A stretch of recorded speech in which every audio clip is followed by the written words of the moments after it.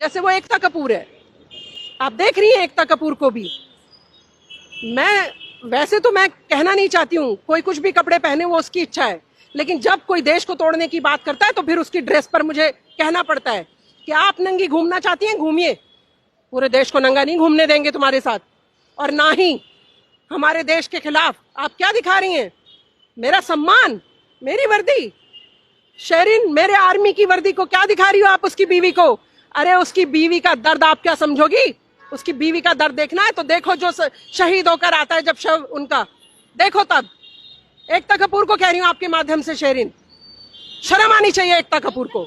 विराट कोहली हमारे देश का गौरव है, उनको डांटना चाहिए, उनको बताना चाहिए आप गलत कर रही हैं, ना कि समर्थन में खड़ा होना चाहिए। महिला सशक्तिकरण का मतलब ये नहीं होता कि आप आवारा हो जाएं, नंगे हो जाएं, देश को तोड़ने की बातें करने लगे, गंदी अश्लील हरकतें करने लगे, गंदी चीजों को परोस परोस कर आप पैसा कमाने लगे।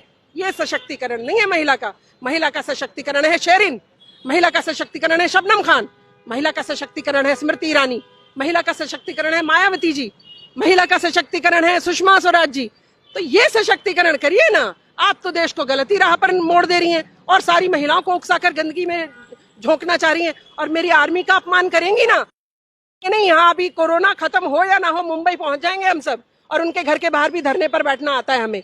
माफी मांगे अनुष्का शर्मा और आपकी स्वरा भास्कर और एकता कपूर को तो बिल्कुल शर्म नहीं है। मैं जितेंद्र जी से कहूंगी, आपकी तो हम सब बहुत रिगार्ड करते हैं, कम से कम बेटी को थोड़ी तमीज सिखाइए। मुझे नरेंद्र मोदी जी से बड़ी उम्मीद है, मुझे उम्मीद है कि ऐसी पहली बार ऐसा प्रधानमंत्री आया शेरिन जो कुछ बदलाव लेकर आएगा। वरना क्या पिंजरा तोड़ गैंग की बात कर रही थी आप, क्या करने दें आपको। आवारागर्दी कहती हैं रात के 2 बजे मैं तो कपड़े उतार के घूमूंगी। क्या बात करती हैं आप, हमारे संस्कार खराब करेंगी आप। हम भी अच्छे कपड़े पहनते हैं, हम भी पढ़े लिखे हैं, हम भी महिलाओं को सम्मान दिलाने का काम करते हैं। सारे देश में और बहुत सारी महिलाएं काम कर रही हैं सम्मान के साथ, सम्मान के साथ, आवारागर्दी सिखाने के लिए नहीं। तो ये चाहते हैं, ये एक गैंग है शेरिन, चाहे सफूरा हो चाहे शर्जिल हो। क्या पुलिस किसी को ऐसे ही अरेस्ट कर लेती है। आप भी तो वहां पर लड़ने जाएंगे ना कोर्ट में केस। शेरिन बाबरी मस्जिद पर भी आप यही कहते थे ना, बड़े बड़े मौलानाओं के वकील जो थे कि हमारे पास सबूत है, नहीं दे पाए ना। अब ये जो आतंकवादी पकड़ेंगे हम लोग, इनका सबूत भी तो वहां पर कोर्ट में आप भी तो लड़ेंगे ना केस, तो आप भी तो उस वकील से पूछेंगे क्या सबूत है। पुलिस भी आपको सारी चार्जशीट में सब चीजें सबूत के साथ देगी। तो ये सब बहानेबाजी छोड़िए, ये सब मुसलमानों को बुद्धू बनाने का तरीका है कि देखिए देखिए हम तो आपके लिए लड़ रहे हैं। इससे बाहर की फंडिंग होती है शेरिन, ये मैं सच बता रही हूँ आपको। बाहर जितना हमारा इंडियन भी बाहर रहता है ना शेरिन, मैं देखती हूँ वो भी पैसा भेजता है कि ओ हो बड़े प्रताड़ित हो गए मुसलमान भाई, चलिए चलिए पैसा भेजिए। वो वकील भी वहां लिख लिख के चिट्ठी और फोटो जो सफूरा की और सबकी भेजता है, देखो मुसलमान बहनों पे भी अत्याचार हो गया। ये बहनें थी, डीसीपी अमित शर्मा को घेर कर मार लिया, ये बहनें थी जी नहीं। ये वही वाले एक जो हिस्सा है ना पीएफआई वाले और ये सब, उन्होंने इंडिया में एक जो वो बना रखा है ग्रुप, ये उसी का हिस्सा है। पढ़ी लिखी, चालाक, समझदार और अपराधी, अपराधी दिमाग, देश को तोड़ने वाला दिमाग। तो मैं इसीलिए आपके माध्यम से कह रही हूँ, महिला पाकिस्तान को तो हमने चखा ही रखा है, लेकिन ये जो घर के देशद्रोही हैं इनको बख्शा ना जाए। ये मैं मास्क हटाकर शेरिन बोल रही हूँ हाई रिस्क पर आपके माध्यम से, क्योंकि मैं हमेशा शेरिन आपके माध्यम से कहती हूँ कि देश के अंदर वाले जो है ना, जो हमारे देश में अराजकता फैलाने वाले और देश को तोड़ने वाले लोग हैं, इन पे शिकंजा कसना बेहद जरूरी है। उनकी किसी और देश की क्या मजाल है जो हमारे देश में कुछ कर ले। सब यहीं के लोग कर, जो उनके प्यादे हैं ना, वो यहाँ पर सब तैयारी करते हैं, फिर वो उनका पैसा जो होता है वो यहाँ लगाते हैं। अभी देखा आपने ताहिर हुसैन को किसने पैसा दिया, पीएफआई से फंड आ रहा था उसे। तो मैं इसीलिए कह रही हूँ कि सारे काम छोड़ के पहले और देश के जितने अपराधी हैं इनको पकड़ लेना चाहिए। और ये रत्ती भर भी महिला है, पुरुष है, बच्चा है, बूढ़ा है, ये सब नहीं देखना चाहिए। सजा सबको एक बराबर दो, जो देशद्रोह करे, जो देश के खिलाफ बात करे, काम करे। संदिग्ध भी हो ना शेरिन, अगर संदेह भी हो उस पर, नेता हो, अभिनेता हो या कोई और हो, बड़े से बड़ा धुरंधर, पकड़ लीजिए उसे, क्योंकि देश के इन गंदे कीड़ों को बेहद जरूरी है शेरिन।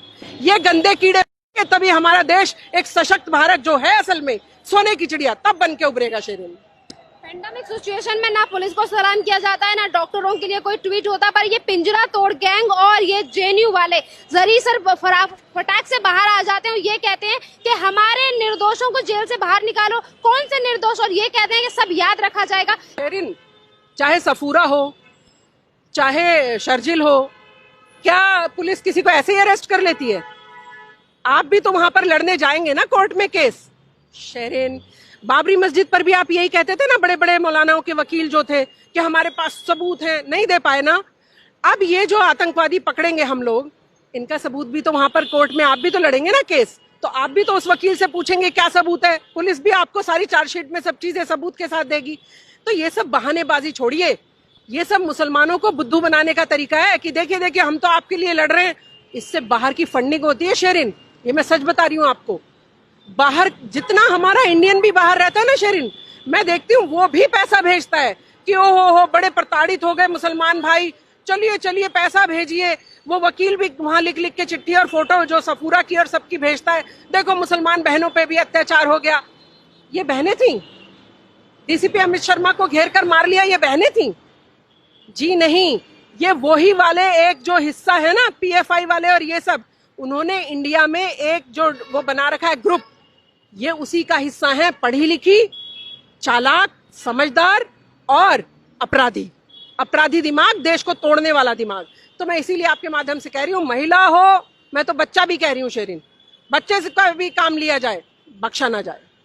यहाँ पर कई तरीके से जैसे देश को तोड़ने वाली बात यहाँ पे कही। अब अमेरिका में अश्वेतों को लड़ाई लेकर चल रही है, तो वहाँ पर भी ये लोगों को बदनाम करने की कोशिश करते हैं। विनोद दुआ जैसे चाटुकार पत्रकार और ये राजदीप सरदेसाई लोग जैसे पत्रकार ये कहते हैं कि जैसे अमेरिका में अश्वेतों को लेकर लड़ाई लग रही है, यहाँ पर भी दलितों मुसलमानों के ऊपर अत्याचार होते हैं, तो उन्हें भी पुलिस और सरकार को इस तरीके से कटघरे में खड़ा करना चाहिए।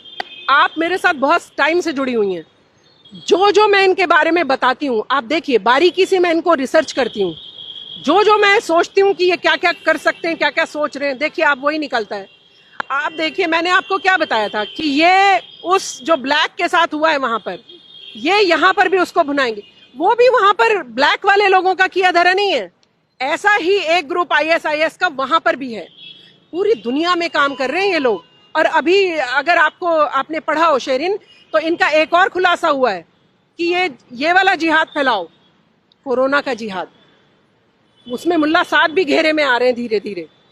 तो मैं आपको ये बोल रही हूँ कि ये सारे मुल्ला हो या कोई और हो, सफूरा हो, शर्जिल हो, कन्हैया हो, इन सबकी कड़ाई से जांच हो और जो प्रूफ है फटाफट देके। इनके ऊपर इतने लंबे केस नहीं चलने चाहिए शेरिन। और अगर कोई भी जरा भी अपने दांत दिखाकर इनके साथ खड़ा होने की कोशिश करे, दांत ऐसे अपराधियों के। और मुझे नरेंद्र मोदी जी से बड़ी उम्मीद है, मुझे उम्मीद है कि ऐसी पहली बार ऐसा प्रधानमंत्री आया शेरिन जो कुछ बदलाव लेकर आएगा। वरना क्या पिंजरा तोड़ गैंग की बात कर रही थी आप? क्या करने दें आपको? आवारागर्दी कहती हैं, रात के 2 बजे मैं तो कपड़े उतार के घूमूंगी। क्या बात करती हैं आप? हमारे संस्कार खराब करेंगी आप? हम भी अच्छे कपड़े पहनते हैं, हम भी पढ़े लिखे हैं, हम भी महिलाओं को सम्मान दिलाने का काम करते हैं। सारे देश में और बहुत सारी महिलाएं